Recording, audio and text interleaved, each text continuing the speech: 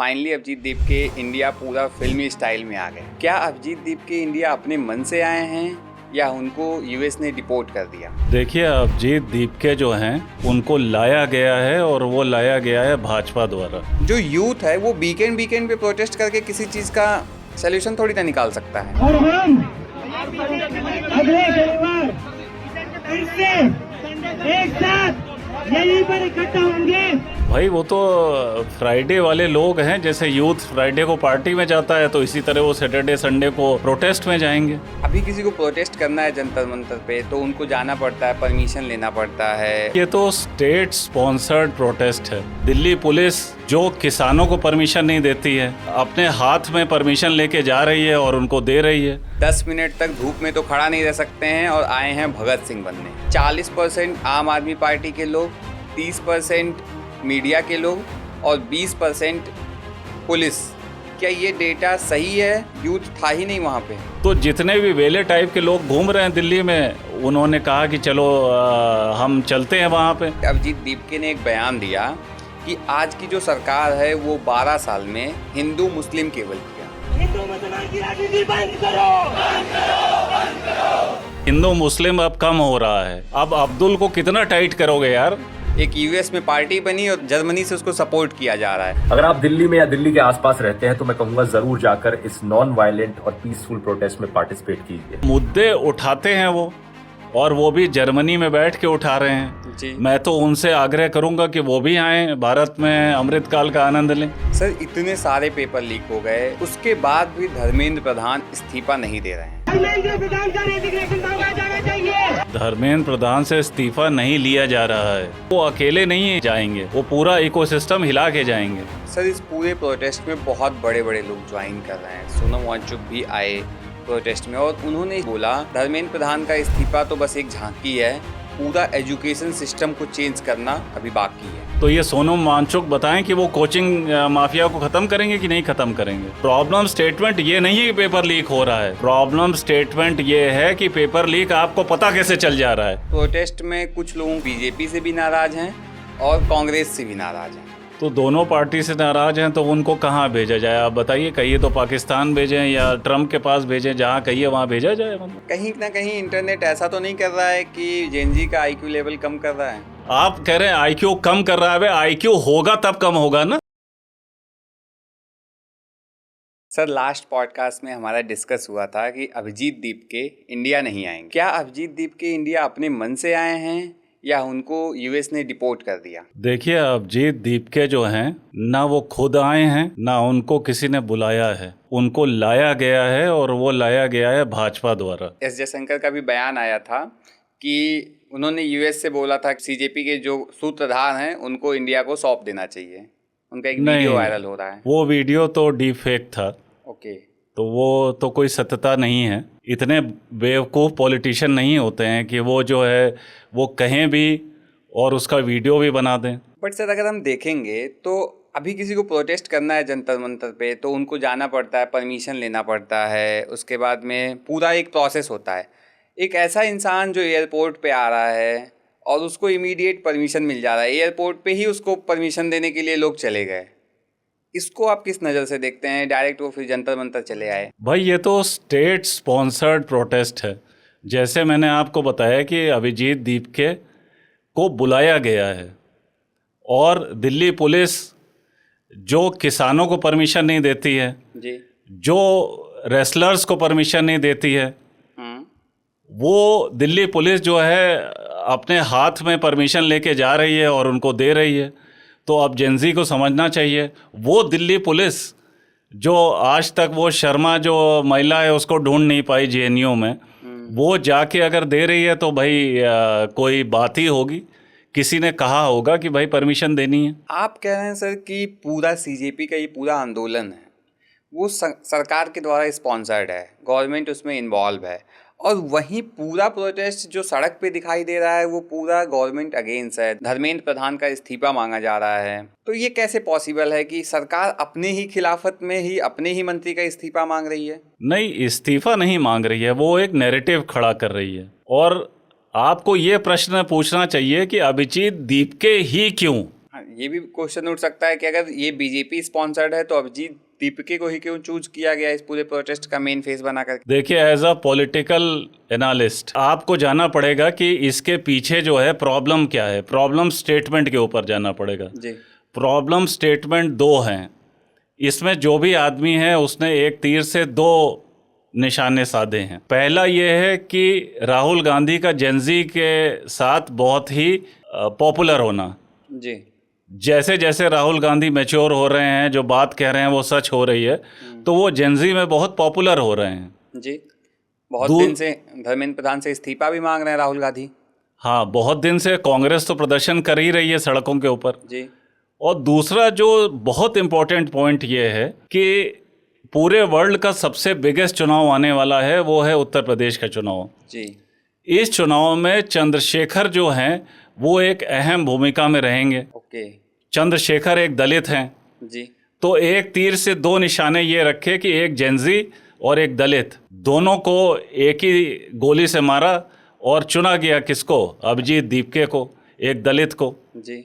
उसको आइकॉन बनाएंगे, कॉकरोच जनता पार्टी को लाएंगे, उनको क्रेडिट देंगे, एक तीर से दो निशाने कर देंगे, राहुल गांधी और चंद्रशेखर आज़ाद रावण। आपको क्या लगता है कि अभिजीत दीपके सीजेपी अगर पार्टी बनती है तो ये बीजेपी में मर्ज हो जाएगी? मर्ज होने की जरूरत होती नहीं है।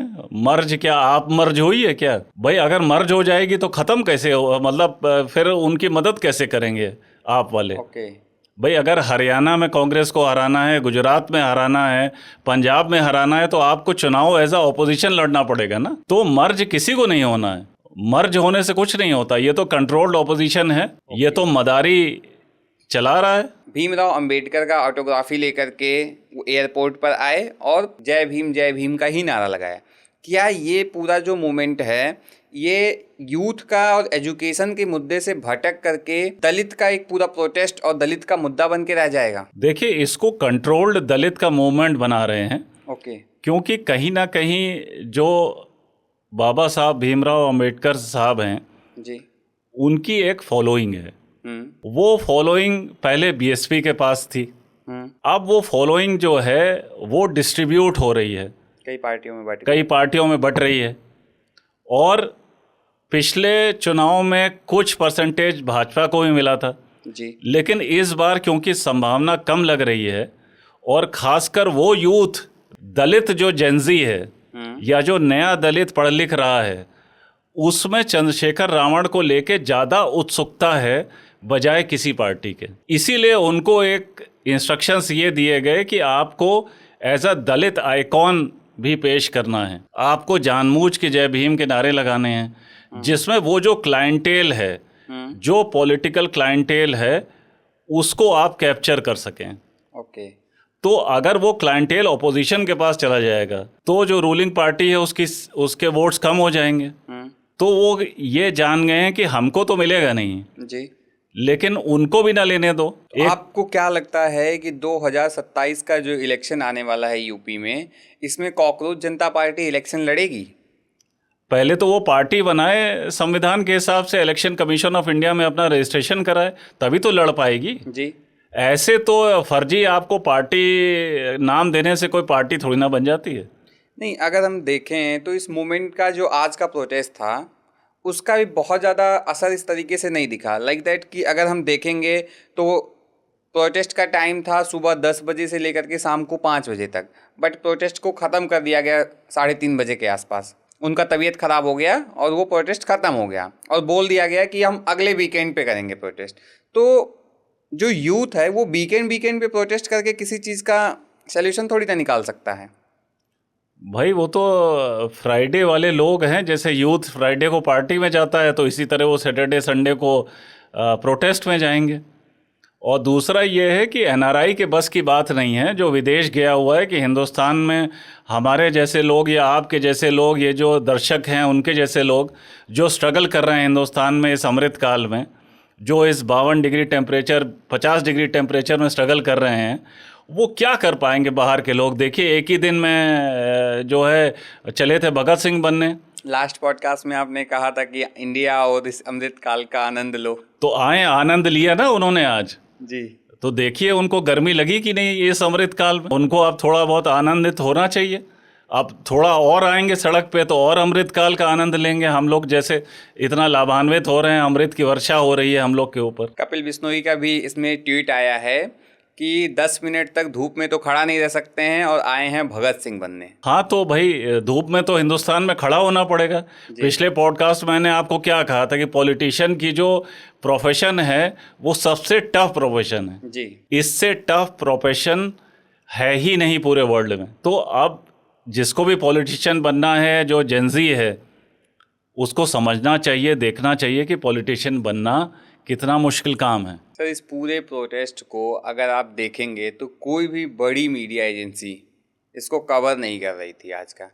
तो क्या ये प्रोटेस्ट बहुत छोटे लेवल पे था? नहीं, ऐसा तो नहीं है। मीडिया ने कवर भी किया है। और दूसरा, करीब 40% तो यूट्यूबर थे जो अपना लाइक्स और फॉलोअर्स और व्यूज़ बढ़ाने के लिए वहाँ पे थे। जी। तो जितने ज़्यादा प्रोटेस्टर्स थे उतनी ही संख्या में यूट्यूबर थे, उतनी ज़्यादा मीडिया थी वहाँ पे। उतनी ज़्यादा मीडिया थी वहाँ पे। और चैनल के लोग आए, उन्होंने गोदी मीडिया के खिलाफ भी नारे लगाए। जी। और ये भी कहा जा रहा है कि जिसने नारे लगाए वो आप पार्टी का एक पार्षद था शायद। गोदी मीडिया के खिलाफ नारा लगाने से थोड़ी ना कुछ होगा, उसको बॉयकॉट करने से होगा, उसको ना देखने के से होगा। क्या ये बात सही है कि आज का जो प्रोटेस्ट हुआ, अल जजीरा का एक रिपोर्ट आया है कि 40% आम आदमी पार्टी के लोग, 30% मीडिया के लोग और 20% पुलिस, और जो 10% थे वो जेएनयू के लोग थे। क्या ये डेटा सही है? देखिए, दिल्ली की अपनी एक आपको बताया था खान मार्केट गैंग आपको बताया था जी। तो खान मार्केट गैंग में एक तो वो डपली वाले लोग हैं, जो एसएफआई वाले हैं। वो कहीं भी कुछ होता है तो अपनी डपली लेके पहुंच जाते हैं। तो जितने भी वेले टाइप के लोग घूम रहे हैं दिल्ली में, उन्होंने कहा कि चलो हम चलते हैं वहाँ पे। कुछ लोग ऐसे भी थे जो अपना धंधा कर रहे थे वहाँ पे। टी शर्ट छपवा ली, 150 रुपये की 250 में बेच दी। कुछ लोग मास्क बेच रहे थे। तो ये एक इकोनॉमिक एक्टिविटी थी। जैसे धर्म एक इकोनॉमिक एक्टिविटी है, उसी तरह से प्रोटेस्ट जो है वो एक इकोनॉमिक एक्टिविटी है आज की तारीख में। धर्म की बात आया तो वहाँ पे अभिजीत दीपके ने एक बयान दिया कि आज की जो सरकार है वो 12 साल में हिंदू मुस्लिम केवल किया। इससे किसको नौकरी मिली, किसको रोजगार मिला? देखिए, अभिजीत दीपके की पैदाइश की ज़रूरत ही क्यों पड़ी? अभिजीत दीपके के पैदाइश की ज़रूरत, उसको पैदा करने की ज़रूरत इसलिए पड़ी क्योंकि हिंदू मुस्लिम अब कम हो रहा है जी। लोग 10 साल में हिंदू मुस्लिम से ऊब चुके हैं जी। अब अब्दुल को कितना टाइट करोगे यार? अब 10 साल टाइट कर लिया, वो टाइट हो गया, अब तो वो कुछ कर नहीं रहा है, तो अब बचा क्या है? तो इसीलिए अभिजीत दीपके ने ये जो बात कही है, ये उनसे कहलवाई गई है कि यूथ जो है वो जानते हैं कि यूथ जो है वो अब्दुल को टाइट करते करते थक चुका है। भाई इतना टाइट ना हो जाए कि चूड़ी टूट जाए। क्या इस पूरे प्रोटेस्ट से भारतीय जनता पार्टी का जो अपना पूरा नैरेटिव है वो कहीं आपको हिला हुआ दिख रहा है? उनको अभिजीत दीपके को पैदा करने की ज़रूरत पड़ रही, तो इसका मतलब ये है कि they are losing people's faith. Sir, आप भी कह रहे हैं कि सीजेपी बीजेपी का ही एक पार्ट है, और द इंडियन मुस्लिम उसने भी बताया कि सीजेपी ही बीजेपी का एक टूल किट है। हाँ, टूल किट है। तो टूल किट में क्या होता है? एक आदमी होता है जो प्रेजेंट किया जाता है, उसके बाद यूट्यूबर लाए जाते हैं। तो इसी तरह है, वो टूल किट है। क्योंकि हिंदू मुस्लिम आपको बताया कि अब मुद्दा जो है उतना रेलेवेंट रह नहीं गया है। इसको एक्सपोज करना पॉसिबल है कि ये बीजेपी का ही एक टूल किट है? भाई एक्सपोज करने के लिए तो आपके उसको फ़ोन कॉल चाहिए, रिकॉर्ड चाहिए, सीडीआर चाहिए जी। दूसरा ये है कि अभिजीत दीपके ने सबसे पहला अपना इंटरव्यू दिया था एक टर्किश चैनल को जी। वो टर्किश चैनल जो है वो इंडिया में बैन है क्योंकि वो एंटी इंडिया एक्टिविटीज़ में था जी।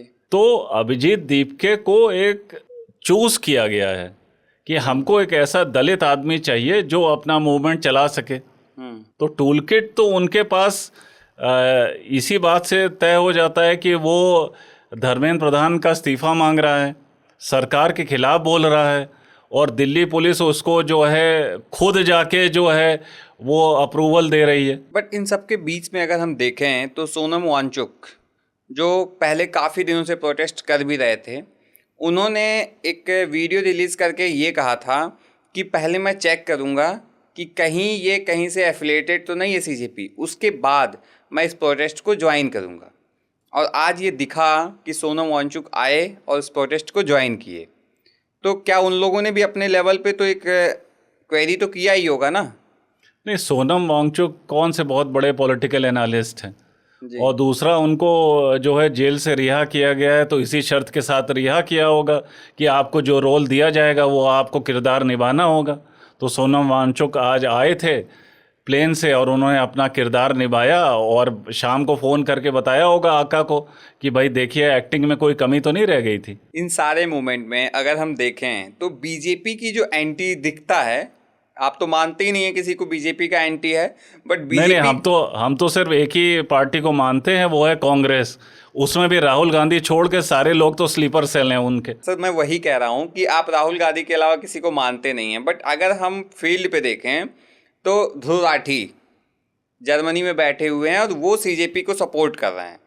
एक यूएस में पार्टी बनी और जर्मनी से उसको सपोर्ट किया जा रहा है, तो क्या ये लोग भी बीजेपी के ही पार्ट हैं? भाई ये लोग तो अपना धंधा चला रहे हैं, और ध्रुव राठी तो शुरुआत में आपकी बड़ी तारीफ करते थे, फिर उनका क्रिटिसिज्म हुआ, उनकी फैन फॉलोइंग घटने लगी, तो उन्होंने आपके बजाय और मुद्दे उठाने शुरू कर दिए। जी। तो मुद्दे उठाते हैं वो, और वो भी जर्मनी में बैठ के उठा रहे हैं। जी। मैं तो उनसे आग्रह करूंगा कि वो भी आएँ भारत में, अमृतकाल का आनंद लें हमारी तरह। जी। इतनी ज़्यादा अमृत वर्षा हो रही है यहाँ पे, तो उसका आनंद ले, आनंदित हो। सर इतने सारे पेपर लीक हो गए, अगर हम लास्ट का डेटा देखें तो 70 पेपर लीक हुआ है, उसके बाद भी धर्मेंद्र प्रधान इस्तीफा नहीं दे रहे हैं। आपको क्या लगता है? धर्मेंद्र प्रधान से इस्तीफा नहीं लिया जा रहा है, इसलिए नहीं लिया जा रहा है कि पूरा ओडिशा का जो इकोसिस्टम है वो हिल जाएगा। कैसे भाई, और दूसरा अकाउंटेबिलिटी साइकिल शुरू हो जाएगी। अगर धर्मेंद्र प्रधान की अकाउंटेबिलिटी फिक्स होगी तो अकाउंटेबिलिटी अश्वनी वैष्णव की भी फिक्स होगी, जी। निर्मला सीतारमन की भी फिक्स होगी कि रुपए इतना क्यों बढ़ गया, जी। सीआर पाटिल की भी होगी कि पानी की समस्या क्यों है। जी। तो और ऐसे अकाउंटेबिलिटी चढ़ते चढ़ते महामानव तक आ जाएगी। और धर्मेंद्र प्रधान अगर जाएंगे, महामानव कौन है एक महामानव जो अपने आप को कहते हैं कि मैं जो हूँ आदमी नहीं हूँ, मतलब मैं जीव नहीं हूँ, मैं महामानव हूँ। पता नहीं, हमें तो मालूम नहीं, मतलब हमने तो उत्तर प्रदेश में धर्मशाला खोल के रखी है, कोई भी सवेरे उठता है मुंह उठा के यहाँ चला आता है चुनाव लड़ने। अकाउंटेबिलिटी की बात कर रहे थे हम लोग। तो अकाउंटेबिलिटी होगी तो सबको रिज़ाइन करना पड़ेगा। जी। और रही बात धर्मेंद्र प्रधान की, तो वो अकेले नहीं जाएंगे, वो पूरा इकोसिस्टम हिला के जाएंगे। देखिए 2-4 राज्य हिंदुस्तान में बहुत इम्पोर्टेंट हैं। क्यों इम्पोर्टेंट हैं? क्योंकि वहाँ पे खनिज है। जी। एक है उड़ीसा, एक है झारखंड। जी। जितने पैसे वाले लोगों का नंबर 2 का पैसा है वो इन्हीं 2 राज्यों में लगा हुआ है। ओके। इसीलिए उड़ीसा और झारखंड बहुत इम्पोर्टेंट स्टेट हैं। उत्तर प्रदेश वाले ऐसे ही अपने आप को गलत फहमी में लगे रहते हैं कि हम बहुत इम्पोर्टेंट हैं। अरे तुम्हारे पास है क्या भैया? उड़ीसा के पास है, झारखंड के पास है। तो अश्वनी वैष्णव भी उड़ीसा से हैं जी। और धर्मेंद्र प्रधान भी वहाँ के हैं और बीजू जनता दल भी वहाँ की है। जी।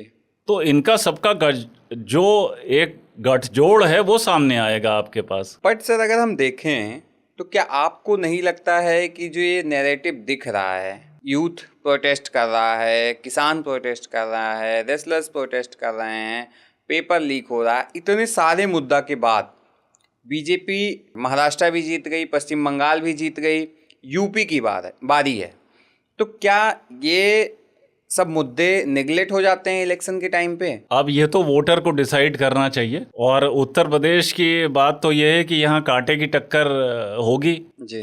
कांटे की टक्कर ऐसे होगी कि भाजपा कोई कसर नहीं छोड़ रही है कि वो हारे, और समाजवादी पार्टी भी कोई कसर नहीं छोड़ रही है कि वो हारे। सर वोटर्स के लिए इन मुद्दों का कोई मतलब नहीं होता है। अब आप देखो कि वोटर में 50% जो हैं वो महिलाएं हैं। जी। उनको नौकरी से कोई मतलब नहीं है, उनको एग्ज़ाम लीक से कोई मतलब नहीं है, लड़के को नौकरी मिले ना मिले, लेकिन उनको अगर 6,000 रुपये मिल जा रहा है अपने अकाउंट में तो वो वोट उसी पार्टी को देंगी। तो अगर आपको 50% वोट मिल जा रहे हैं महिलाओं के तो आपको और कोई चाहिए ही नहीं। सर इस पूरे प्रोटेस्ट में बहुत बड़े बड़े लोग ज्वाइन कर रहे हैं। सोनम वांगचुक भी आए प्रोटेस्ट में और उन्होंने स्टेज से बोला धर्मेंद्र प्रधान का इस्तीफा तो बस एक झांकी है, पूरा एजुकेशन सिस्टम को चेंज करना अभी बाकी है। तो इसको आप कैसे देखते हैं कि इस प्रोटेस्ट को काफ़ी लंबा चलाया जा सकता है या बस आज ही इसका लास्ट डे था? नहीं, ये तो पहला एपिसोड आया है। ओके, अब ये चलेगा लंबा? अब ये चलेगा, इसमें सीजन आएंगे, 8 एपिसोड का एक पूरा ड्रामा बनेगा।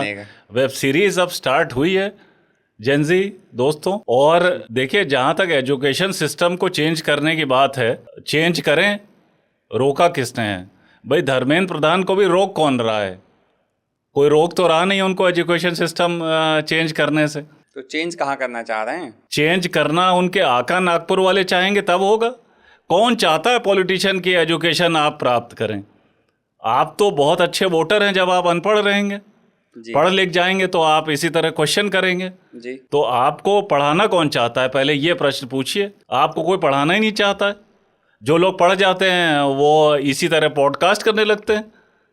अब सरकार मतलब क्या करे, कितने पॉडकास्ट झेलेगी? अकाउंटेबिलिटी की बात करें तो इंडिया का जो फ्यूचर है वो तो एजुकेटेड लोगों से ही बनने वाला है ना। तो हम ऐसे अगर देखेंगे कि एजुकेशन सिस्टम में हर दूसरे दिन पेपर लीक हो रहा है, कोई भी पेपर सक्सेसफुल नहीं हो पा रहा है, पुलिस का पेपर बहुत आराम से सक्सेसफुल हो जाता है। ये बड़ी अच्छी बात आपने कही कि पुलिस का पेपर लीक नहीं हो रहा है। और आप तो ये बताइए कि पुलिस की ही भर्ती क्यों हो रही है? सारी भर्तियां नहीं हो रही हैं, सिर्फ पुलिस की भर्ती हो रही है जी। क्यों हो रही है? पुलिस के पेपर को छोड़ करके हर पेपर पिछले दिनों में दिख रहा है कि लीक हुआ कहीं ना कहीं।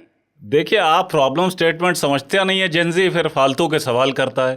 प्रॉब्लम स्टेटमेंट ये नहीं है कि पेपर लीक हो रहा है जी। प्रॉब्लम स्टेटमेंट ये है कि पेपर लीक आपको पता कैसे चल जा रहा है जी। आप फिर समझ लीजिए, मैं दोबारा रिपीट कर रहा हूँ कि प्रॉब्लम स्टेटमेंट ये है ही नहीं कि पेपर लीक हो रहा है। पेपर लीक तो बहुत सालों से हो रहा है जी। आपको साला पता कैसे चल जा रहा है जेनजी को? ये प्रॉब्लम स्टेटमेंट है। और प्रोटेस्ट की बात अगर हम करें तो सर प्रोटेस्ट में कुछ लोगों का बयान आया कि हम बीजेपी से भी नाराज़ हैं और कांग्रेस से भी नाराज़ हैं। इंस्टाग्राम से बनी हुई पार्टी ऐसे भी यूथ का प्रॉब्लम सॉल्व कर पाएगी? तो दोनों पार्टी से नाराज़ हैं तो उनको कहाँ भेजा जाए? आप बताइए, कहिए तो पाकिस्तान भेजें या ट्रम्प के पास भेजें, जहाँ कहिए वहाँ भेजा जाए। मतलब वो तो हिंदुस्तान से, अब हम कहें कि हम हिंदुस्तान से ही नाराज़ हैं तो अब हम कर क्या सकते हैं? यहीं पैदा हुआ है, हमको कौन साला ले रहा है? कौन देश ले रहा है हमको? कौन हमको बुला रहा है कि जो है आप आइए हमारी नागरिकता लीजिए? भाई हिंदुस्तान में अगर पैदा हुए हैं तो ये जन्म तो निभाना ही पड़ेगा। सही बात है। तो ऐसे आप कहिए कि मैं कांग्रेस से भी नाराज़ हूँ, बीजेपी से भी नाराज़ हो, तो तुम्हारा साला जेनजी अपने बाप से नाराज़ है, माँ से नाराज़ है, दुकान वाले से नाराज़ है, सबसे नाराज़ है, तो उसको खुश कौन करेगा? कहीं ना कहीं इंटरनेट ऐसा तो नहीं कर रहा है कि जेनजी का आईक्यू लेवल कम कर रहा है? भाई आईक्यू, फिर आप क्वेश्चन गलत पूछते हैं भाई। आप कह रहे हैं आईक्यू कम कर रहा है। भाई आईक्यू होगा तब कम होगा ना, पहले तो आईक्यू डेवलप करना पड़ेगा। आईक्यू डेवलप होता है किताब पढ़ने से जी, चीज़ों को क्वेश्चन करने से, क्यूरोसिटी से। तो आज तो यूथ बुक लेके आया था ना। बुक लेकर आने से कुछ नहीं होता, उसको पढ़ना भी तो चाहिए। पढ़ के उस पर अमल करें ना, और सिर्फ इंस्टाग्राम पे फोटो डाल देने से थोड़ी ना होता ही। सर इन सब का कुछ ना कुछ तो सैल्यूशन होगा। अगर धर्मेंद्र प्रधान इस्तीफा भी नहीं दे रहे हैं तो यूथ को क्या मांग करनी चाहिए कि अगर धर्मेंद्र प्रधान को साइड कर दें तो उसके बाद यूथ के पास क्या ऑप्शन बचता है?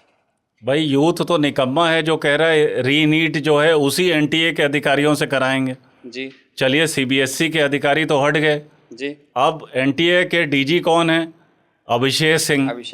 अभिषेक सिंह किस काडर के हैं? नागालैंड काडर के हैं। जिस काडर के वो आईएएस हैं उतनी जनसंख्या जो है हमारे यहाँ नायब तहसीलदार की होती है उत्तर प्रदेश में। तो हमारे हिसाब से तो एक नायब तहसीलदार बढ़िया एनटीए का डीजी होगा बजाय अभिषेक सिंह से। अभिषेक सिंह नागालैंड में नौकरी करना नहीं चाहते हैं। पिछले 10-12 साल से जो हैं दिल्ली में ही इधर उधर घूम रहे हैं। तो आप उनको हटा क्यों नहीं रहे हैं? जो आदमी एक बार पेपर लीक जिसके चेयरमैन और डीजी के कार्यकाल में हो जाती है उसके खिलाफ एफआईआर क्यों नहीं हो रही है, जेल क्यों नहीं हो रही है? अभी के जो एनटीए के चेयरमैन हैं इनको तो हटाया भी नहीं गया। हाँ, तो हो सकता है उनको जो है नागपुर से अमृतकाल की वर्षा हो रही हो। सर बीजेपी का एक ऑफिशियल ट्वीट आया कि भारत का जो यूथ है वो कोचिंग और हॉस्टल्स में रहता है, और इस जो पूरा नीट पेपर लीक का जो पूरा मामला है इसमें नीट और सीबीएसई के बच्चे ही इसके शिकार हुए हैं। तो कहीं ऐसा तो नहीं कि बीजेपी अपने खिलाफ ही एक अलग आर्गुमेंट दे दिया? देखिए, पहले तो जो सत्ता में लोग बैठे हैं वो बीजेपी के बैठे हैं जी। तो वो ये बताएं कि जो नीट का स्टूडेंट है वो कॉलेज के बजाय कोचिंग में क्यों है जी। और अपने घर के बजाय जो है वो हॉस्टल में क्यों है जी। और इस कोचिंग माफिया का क्या रोल है नीट पेपर लीक कराने में? जब राज शमानी के पॉडकास्ट के लिए वो 45 लाख रुपए दे सकते हैं जी। तो 5-10 लाख में तो एक सेंटर खरीद लेंगे। तो ये सारा खेल तो कोचिंग वालों का है। भाई, आपसे पहले भी कहा था कि इसके पीछे पैसा इन्वॉल्व होता है, क्वेश्चन पेपर लीक कराने में पैसा इन्वॉल्व होता है। तो वो पैसा कहाँ से आ रहा है, कौन पैसा लगा रहा है? बच्चों का ही पैसा है। बच्चों का क्यों पैसा है? कोचिंग के लोग पैसा लगा रहे हैं पेपर लीक कराने में। कोचिंग वाले तो बच्चों से ही पैसा ले रहे हैं ना। तो ये जेनजी समझ कहाँ रहा है? वो तो जो है हर एक को तो सर बनाए हुए है। जी। खान सर, ओझा सर, कीर्ति सर, फलाना सर। तो जब सर सबको सर बनाओगे और कोचिंग की ज़रूरत क्या है आप बताइए? हमें तो कोई समझ में नहीं आता कि आपको कोचिंग की ज़रूरत है। सर इंडियन एजुकेशन भी अगर ख़राब है तो यूथ को या स्टूडेंट को कोचिंग का तो सहारा लेना पड़ेगा ना। तो ये सोनम वांगचुक बताएं कि वो कोचिंग माफिया को ख़त्म करेंगे कि नहीं ख़त्म करेंगे? भाई, वो कह रहे हैं कि एजुकेशन सिस्टम को चेंज करेंगे। जी। तो एजुकेशन तो स्कूल में होती है, जी। कॉलेज में होती है, कोचिंग में कौन सी एजुकेशन होती है? प्रिपरेशन होता है। प्रिपरेशन किस बात की? भाई, जिसने टेक्स्ट बुक पढ़ी नहीं है वो प्रिपरेशन क्या करेगा? फिर जेंजी कहता है कि हमारा जो है वो सिलेक्शन नहीं हो रहा यूपीएससी में। अबे होगा कैसे? तुमको टेक्स्ट बुक पढ़नी पड़ेगी। खान सर से थोड़ी ना हो जाएगा जो वो जो है बातें छौका करते हैं इंटरनेशनल रिलेशन की। अबे, जो तुम्हें पढ़ाना है वो पढ़ाओ। तुम घुस रहे हो पॉलिटिक्स में, तुम घुस रहे हो पॉलिटिकल एनालिसिस में, तुम घुस रहे हो गवर्नेंस में। तो पैसा होने का मतलब ये थोड़ी ना कि जिस पे चाहोगे साले बकचोदी करोगे तुम। सर एजुकेशन की अगर हम बात करें, आपने कोचिंग सेंटर माफिया की बात की, तो अभी इस सब एक बड़ा मूवमेंट ये भी दिख रहा है पटना का। 2 टीचर आपस में ही गोली चला रहे हैं। तो भाई ऐसा होगा ही, ये तो वर्चस्व की लड़ाई है। जैसे क्रिमिनल के बीच में होता है, किस बात का वर्चस्व होता है? पैसे का, पावर का। अब खान सर तो हॉस्पिटल बना रहे हैं। जी। भाई, तुम्हारा काम है कोचिंग चलाना, तुम कोचिंग चलाओ, तुमको हॉस्पिटल से क्या लेना देना? सब चीज़ प्राइवेटाइज कर दो। स्कूल में पढ़ाई ना हो, सरकारी अस्पताल में इलाज ना हो, सबके लिए सारा विकल्प ढूंढ के रखा हुआ है ये जेंजी और फेंजी ने। जी। भैया, सरकार से पूछो सवाल। अब तुम अपने भगवान माने हो खान सर को और फलाने सर को, ढिकाने सर को, फिर कहते हो कि जो है सिलेक्शन नहीं हो रहा है। सर अगर हम खान सर की बात करें, आपने बोला हॉस्पिटल खोल रहे हैं, 35 रुपए में सर एक्सरे करवा दे रहे हैं, तो कहीं ना कहीं तो इंडिया के लिए तो बेटर है ना। क्या बेटर है? गरीबों को इलाज मिल रहा है बहुत कम तो रेट में। खान सर को जो है चीफ मिनिस्टर ऑफ बिहार क्यों काहे नहीं बनाते हो? बनाओ उनको। भाई, अगर उनके इतने चाहने वाले हैं तो वो चुनाव लड़ें। हम तो स्वागत करते हैं उनका कि वो चीफ मिनिस्टर बने। सर बहुत सारी मीडिया ने उनसे बात किया इसके बारे में, बट वो मना कर देते हैं इलेक्शन लड़ने के लिए। मना इसलिए कर देते हैं कि जीत नहीं पाएंगे, वो भी दूसरे प्रशांत किशोर हो जाएंगे। देखो यार, बातें करने में और इलेक्शन जीतने में बड़ा फर्क होता है। सर ऐसा क्या है कि इंडिया ऐसे तो तमाम आईएएस अधिकारी कहते हैं कि मुझे लोग बहुत चाहते हैं जी। मुझे तो जिले वाले ऐसा मानते हैं जैसे मतलब मैं भगवान हूँ वहाँ का। जब इलेक्शन में खड़े होते हैं तो घंटा 20 वोट नहीं मिलते हैं। जी। तो ये तो गलत फहमी रहती है आदमी को। सर अगर हम एजुकेशन टीचर की बात करें तो इंडिया का जो पॉलिटिक्स है इसमें मतलब पढ़े लिखे लोगों को वोट क्यों नहीं मिलता है? पढ़े लिखे लोगों को वोट इसलिए नहीं मिलता है क्योंकि वो काम करवा नहीं पाएंगे। सिर्फ पढ़ा लिखा होना जो है वो क्वालिफिकेशन नहीं है चुनाव जीतने की। जी। चुनाव जीतने के लिए आपको दबंग होना पड़ता है। ओके। और पढ़े लिखने को भी आपको डिफाइन करना पड़ेगा। भाई, कई ऐसे पॉलिटिशियन हैं जो पढ़े लिखे नहीं हैं लेकिन स्ट्रीट स्मार्ट है। जी। कोई ज़रूरी नहीं है कि पढ़ा लिखना आपको बहुत ही जो है होनहार आदमी बना दे। एजुकेशन तो इसलिए दी जाती है कि आप डिसिप्लिन सीखें, आप जो है एक दायरे में रहें।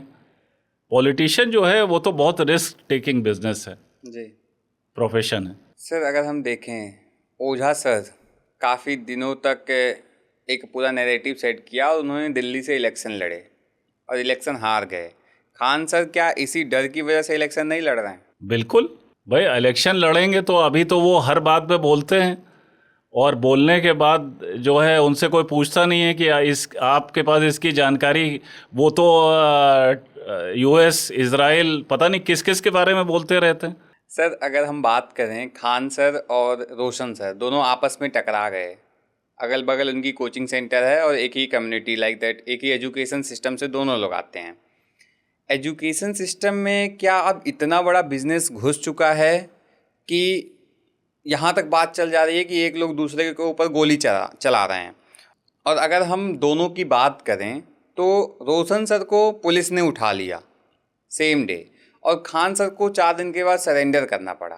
इसके पीछे असली वजह क्या है? भाई वजह तो ये हो सकता है कि वीडियो एक हमारी समझ में एक आया है जिसमें खान सर जो है वो कह रहे हैं अपने गार्ड को कि तुम गोली चलाओ, हम देख लेंगे। तो उसने गोली चलाई है और उसने बयान भी दिया है, जो गार्ड है उसकी वजह से उनको अरेस्ट किया गया है। नहीं, उनको तो वो तो आज सरेंडर किए हैं। रोशन सर को अरेस्ट किया गया था ना? हाँ, जो भी सरेंडर किया हो, हमको इन सरों भरों से मतलब नहीं है।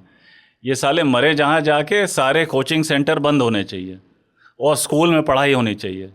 मास्टर घूम रहा है सेंसस करने के लिए, बाकी जो है स्कूल में कुछ हो नहीं रहा है पॉलिटिक्स के अलावा।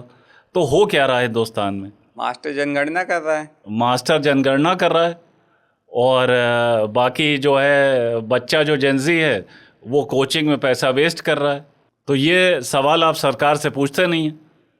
मैं तो सर, आप ही तो सर सरकार में हैं, आप ही से तो पूछूंगा। हम सरकार में तो थे ना, जी तो हमारे प्रश्नों से तो लोग परेशान हो गए थे। जी। भाई ये टीचर साला जनगणना क्यों करेगा और जनगणना कराने की ज़रूरत क्या है? हमारी समझ से बाहर है। सर, आपने कहा कि कोचिंग माफिया बंद होना चाहिए। अभी कुछ ही दिन पहले ये दिखा कि एक रिपोर्टर अंजना ओम कश्यप ने कहा कि आजकल के जो ये कोचिंग माफिया के बड़े स्टार टीचर हैं, ये आते हैं बोर्ड पे कुछ भी पढ़ा के चले जाते हैं। भाई अंजना तिवारी ने बात तो सही की, लेकिन वो बात जो है वो सरकार से करें ना। अपने पापा से पूछें कि एजुकेशन सिस्टम इतना क्यों ख़राब है। अगर कोचिंग वाले के यहाँ लोग पढ़ रहे हैं, इसका मतलब स्कूल में पढ़ाई नहीं हो रही है। जी भाई हमारे जब तक हम 10th में थे, 12th में थे, तो हमने तो कोई कोचिंग नहीं की। यूपी बोर्ड से दिया, जो उस समय बहुत मुश्किल होता था। जी। तो ये कोचिंग जो है एक फैशन बन गया है और माँ बाप भी जो है पढ़ाने की रिस्पॉन्सिबिलिटी लेना नहीं चाहते हैं। जी। वो अपना अलग घूम रहे हैं और बच्चे को बस कोचिंग के लिए पैसे दे दिए, वो कोचिंग करे और बस अपना भविष्य बनाए। तो इससे तो एजुकेशन सिस्टम में कोई सुधार नहीं होने वाला है। आपको बैठ के एक पूरा प्रोग्राम बनाना पड़ेगा कि हमें स्कूल में पढ़ाने की अकाउंटेबिलिटी तय होगी और तभी ये कोचिंग बंद हो पाएगी। भाई कोचिंग एक प्रॉब्लम को सॉल्व कर रही है, मान लीजिए जी। वो प्रॉब्लम को आपको दूसरे तरीके से, जो सही तरीका है वो स्कूल है या कॉलेज है, तो उसको आपको सॉल्व करना पड़ेगा। ऐसे बात करने से नहीं होगी। तो अंजना तिवारी को तो अपने पापा से पूछना चाहिए, बजाय इसके कि आप इतना फ्रेश क्यों रहते हैं और थकते क्यों नहीं हैं। आपको क्या लगता है कि जो आज की मीडिया है वो फिर से 100% फ्री हो जाएगी? मीडिया कभी जो है फ्री कैसे हो पाएगी? वो तो सरकारी सेवक हैं, सारे टैक्स पेयर मनी से पैसा ले रहे हैं, तो कैसे फ्री हो जाएगी? सर, आज का जो ये सीजेपी का पूरा प्रोटेस्ट हुआ, इसको आप कैसे देखते हैं? कुछ लोग गए, कुछ भी बोले, कुछ लोग कुछ और बातें कर रहे थे, कुछ लोग रील्स बनाने गए थे और आधे से ज़्यादा यूथ के हाथ में फ़ोन था। इस पूरे प्रोटेस्ट के एनालिसिस को आप कैसे करते हैं? भाई हमारे हिसाब से जो किरदार लोगों को दिए गए थे उन्होंने बखूबी निभाए, चाहे अभिजीत दीपके हों या सोनम वांगचुक हों। बस ये है कि अगली बार थोड़ा सा ORS और पानी का ध्यान रखा जाए अभिजीत के लिए, जिसमें उनको जो है डिहाइड्रेशन ना हो इतनी गर्मी में। जी। तो जो नाटक के प्रोड्यूसर हैं और जो डायरेक्टर हैं उनसे मैं अपील करता हूं कि थोड़ा मतलब हाइड्रेशन के ऊपर ध्यान दें, जो उनके किरदार हैं उनके ऊपर। बाकी जो है जितने यूट्यूबर थे उनको अच्छा खासा नाचने गाने वाले लोग थे, उनको अच्छा मसाला मिला है और अच्छा रहेगा, उनके लाइक्स आएंगे और देश वहीं के वहीं रहेगा। और वो कह रहे थे 5 बजे तक इस्तीफ़ा हो जाएगा, तो अभी तक तो इस्तीफ़ा हुआ नहीं है धर्मेंद्र प्रधान जी का। सर कहीं ये भी तो उसी का पार्ट नहीं था, क्योंकि 3:30 बजे अभिजीत दीप के चले गए, तबीयत खराब होना भी उसका एक पार्ट नहीं था? अब पता नहीं, पुलिस को पानी बरसाना चाहिए था, ये तो पुलिस की लापरवाही है, नहीं तो अभिजीत दीपके को डिहाइड्रेशन ना होता। इसमें तो जो वहाँ के CO हैं, कमांडिंग अफसर पुलिस के, उनके खिलाफ कार्रवाई होनी चाहिए। भाई ऐसा नाटक हो रहा है और नाटक में आप पानी नहीं डालोगे तो कैसे होगा? उधर जो है हरियाणा में जो है आप पानी डाल रहे हो, कांग्रेस का जो नीट के खिलाफ प्रदर्शन हो रहा है, तो ये तो भाई बहुत गलत इंसाफ, ये इंसाफ ठीक नहीं है। कहीं आप कांग्रेस से स्पॉन्सर्ड तो नहीं हैं? नहीं, स्पॉन्सर्ड हमें क्या करेगी कांग्रेस? हम तो किसी कांग्रेसी को जानते भी नहीं हैं दूर दूर तक, और हमने तो पूरी नौकरी में कांग्रेस के साथ काम ही नहीं किया, क्योंकि साले है ही नहीं यहाँ सत्ता में जी। 1980 के बाद से। और उत्तर प्रदेश में तो कांग्रेस वाले खुद ही अपनी कांग्रेस को ख़त्म करना चाहते हैं, तो हम उसको कहाँ रिवाइव कर पाएंगे? सर आप हर मुद्दे पे बात करते हैं इतने बेबाकी से, क्या आपको इस बात का डर नहीं लगता है कि आपको भी कारागार में डाल दिया जाए, आपको भी जेल हो जाए, हमेशा के लिए आपको भेज दिया जाए तिहाड़ के पीछे? नहीं, हमेशा के लिए तो नहीं बेच पाएंगे, लेकिन एक बार साली ज़िंदगी एक है, एक बार देख तो लें जेल कैसा होता है। भाई अब नौकरी में जो है मजिस्ट्रेट रह चुके हैं, जी तो वहाँ जेल का निरीक्षण करने का मौका मिला था। जी। अब होगी तो साला देखा जाएगा, जो होगा वो देखा जाएगा। क्या करेंगे मतलब? कभी सोचा था जब पढ़ रहे थे कि ये जो है IAS बन जाएंगे? तो अब देखा जाएगा, देश को बचाने के लिए कुछ तो करना ही पड़ेगा ना। आप देश बचाने की बात कर रहे हैं, आपको क्या लगता है कि देश को ऐसा क्या चाहिए? देश खतरे में है तो कैसे उसको बचाया जा सकता है? जो आप हर बात में कहते हैं देश खतरे में है, तो भाई देश में एजुकेशन सिस्टम को ठीक करना पड़ेगा, लोगों को शिक्षित करना पड़ेगा, और जो फर्जी आंकड़े जो हैं बनाए जा रहे हैं इसको क्वेश्चन करने की समझ लानी पड़ेगी लोगों में। हर आंकड़ा जो आपको बताया जा रहा है, चाहे GDP का हो चाहे जिसका भी हो, उसको आप एनालाइज करके तो देखिए। कम से कम जो आपको बता रहे हैं अफसर, जो फर्जी नक्शे हमने भी बनाए 23 साल, आखिरी में तंग आ गए कि साला जिंदगी में क्या फर्जी काम करेंगे क्या जिंदगी भर? देखिए, अगर आपको प्रॉब्लम को सॉल्व करना है तो सबसे पहले आपको रियलिटी को फेस करना पड़ेगा जी कि हमारे पास क्या समस्याएं हैं। उन समस्याओं के ऊपर हमको विचार करना पड़ेगा, उसके सॉल्यूशन ढूंढने पड़ेंगे इंडियन कॉन्टेक्स्ट में, फिर उसके ऊपर एक्शन प्लान बना के उस पर एक्शन करना पड़ेगा, तभी तो होगा। ऐसे तो हम जो है विकसित देश कैसे बन पाएंगे भाई? आप बताइए। आप अफगानिस्तान का रुपया हमसे ज़्यादा अच्छा है। अब वो बात अलग है कि वो अखंड भारत बनाएंगे तो अफगानिस्तान भी उसमें जोड़ लेंगे, तो हो सकता है हमारी करेंसी अफगानिस्तान की वजह से अच्छी हो जाए। हम तो वेट कर रहे हैं कि जल्दी बने अखंड भारत। सर आपको क्या आप 2027 में इलेक्शन लड़ेंगे? अभी तो ऐसा कोई किसी ने हमसे बात की नहीं है। हमको साला कौन टिकट दे रहा है जो हम लड़ जाएंगे? अगर आपको इलेक्शन लड़ने का एक मौका मिले तो आप कौन सी पार्टी को चूज करेंगे? भाई कोई हमारे पास तुम लेकर आओ पार्टी, देखेंगे कौन ठीक है कौन नहीं। आप एक पॉलिटिकल एनालिसिस हैं, आप तो हर पार्टी का एनालिसिस करते ही रहते हैं, तो आपको तो पता है ना कौन सी पार्टी क्या कर रही है, या फिर आप यूपी के अन्ना मलाई बन जाएंगे? देखो यार, गाली देना है तो ठीक से दो साला, ऐसी गाली क्या दे रहे हो कि अन्ना मलाई बन जाएंगे? इससे अच्छा माँ बहन की गाली दे दो। भाई हमको कोई पार्टी का पैसा जो है फ्रॉड में थोड़ी ना खर्च करना है कि हम पार्टी खड़ा कर देंगे, और ना ही कोई देने वाला है, क्योंकि पार्टियां सब पहले से खड़ी हुई हैं। कांग्रेस को कोई खड़ा करना चाहता नहीं है, जी। तो कोई बहुत स्कोप यहाँ पे चुनाव लड़ने का है नहीं। ओके। क्योंकि यहाँ सब वेल एस्टेब्लिश चीज़ें हैं, और मतलब ऐसी बातें ना किया करो जिसमें मतलब इससे अच्छा तो वो तो जो शख्स थे उन्होंने तो बहुत बीजेपी से पैसा लिया, और कितने सीटें आई आपके सामने हैं। एज ए पॉलिटिकल एनालिस्ट आप 2027 में यूपी में किसको CM देख रहे हैं? हमारा तो बस एक यही मानना है कि 2027 में यूपी को एक नया सीएम बनेगा जो आज तक सीएम नहीं बना होगा। मतलब आप मानते हैं कि बीजेपी जीतेगी और योगी को हटा दिया जाएगा, क्योंकि यही एक ऑप्शन है यूपी में? नहीं, हम ये नहीं मानते, हम तो कह रहे हैं कोई नया चीफ मिनिस्टर आएगा। बहुत बहुत धन्यवाद सर। अगर आपने इस पॉडकास्ट को यहाँ तक देखा है तो आपको इंडियन पॉलिटिक्स, कॉकरोच जनता पार्टी के बारे में बहुत कुछ एक अलग नज़रिए से देखने को मिला होगा। ये हम आपके ऊपर छोड़ते हैं कि आप इसको किस नज़रिए से देखते हैं। कमेंट बॉक्स में हमें ज़रूर बताइएगा।